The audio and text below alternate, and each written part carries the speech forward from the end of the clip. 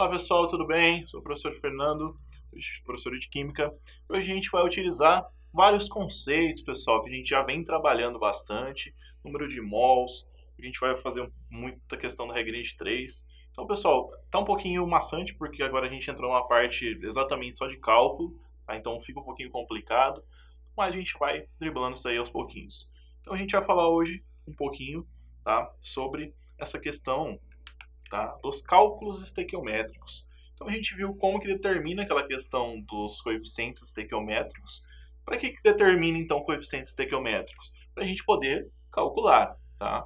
Para a gente poder chegar a resultados com, né, a fórmula base, vamos dizer assim, a reação base, para a gente calcular o que a gente vai utilizar, quanto é necessário a utilização. A gente vai fazendo alguns exercícios para a gente compreender um pouquinho melhor, ok? Então vamos lá. Para a gente calcular isso daí, então, a gente vai entender cálculos envolvendo o número de mols, tá? E a questão da constante de Avogadro, certo? Vamos lá então, pessoal. Constante de Avogadro. A gente já comentou sobre ele, lembra? Que a gente tem o seguinte: o número de Avogadro é uma constante adimensional. O que seria adimensional? Não possui uma unidade específica. Como assim, professor? Vamos supor o seguinte: litros a gente tem, por exemplo, para volume, metros para distância, né? Quilos para peso. Então, não é uma constante que tem uma unidade padrão. A gente pode utilizar para diversos fins, mas a gente utiliza dessa grandeza mais especificamente para tratar de átomos, tá? Então, só lembrando dessa parte, ok? Vamos lá, então, pessoal.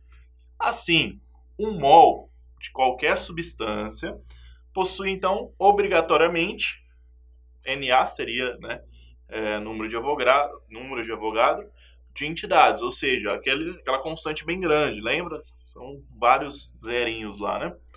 Então, uma quantidade de entidades, seja lá qualquer que for a substância constituinte, incluindo os gases também, né?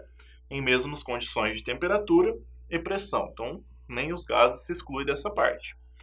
Nitrogênio e oxigênio, por exemplo, encontram-se a 1 atm de pressão, um recipiente, por exemplo, de 22,4 litros a 0 graus, ou 273 Kelvin. A gente tem esses padrões para os gases, tá? Então, é uma convenção já pré-estabelecida para gases. E o número de mol, por exemplo, para essa quantidade é igual a 1. Mas vamos entender isso daí um pouquinho melhor. Pessoal, seguinte então, ó. Número de Avogadro e a massa molar. Então a gente já trabalhou esses tópicos, vamos relembrando aí um pouquinho. Com o aparecimento então do número de Avogadro, foi possível a determinação mais precisa das massas molares, tá? Como assim massas molares? Vamos entender melhor, né? Massa molar é o quê? A gente está tratando de mol, lembra? A gente teve uma aula sobre isso, falando que mol a gente pode tratar de gramas. Mas como que isso surge? Por que do nada a gente pode tratar mols em gramas? Não, a gente vai explicar aqui. Vamos lá. É uma determinação mais precisa, né, de qualquer substância formada a partir de elementos que estão na tabela periódica. Então, vamos lá.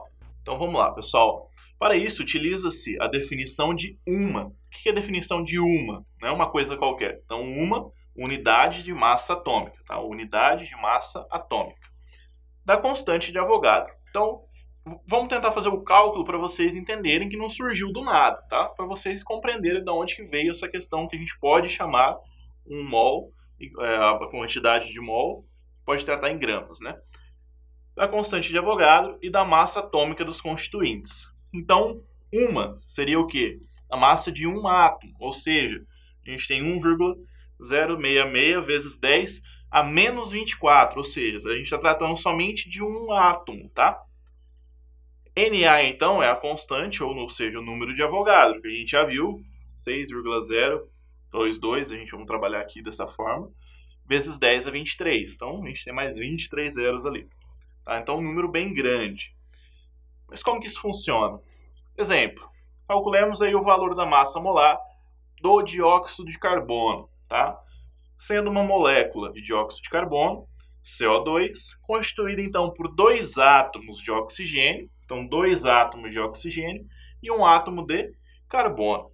A massa molar desta molécula é dada por quem? Pela soma, tá, das massas atômicas de cada um desses elementos, certo?